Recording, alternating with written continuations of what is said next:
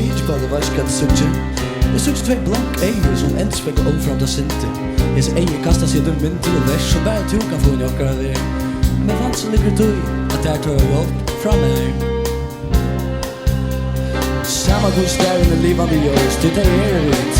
Og en plåstra samlaga spattlar opp til det kjølsteg. Etta døgna skal rocka bøk, vi leser varje, smått mer nå, om du vilt, i halte jeg du vilt. Da heter Gerst, jeg så vidt, tu. Atler vittar og bare silverblank og ægfør kommer vi av kvulda. Vi her røkka der ikkje. Heter okkara skatninger, heter okkara det, her slår rødder, nu og en natt.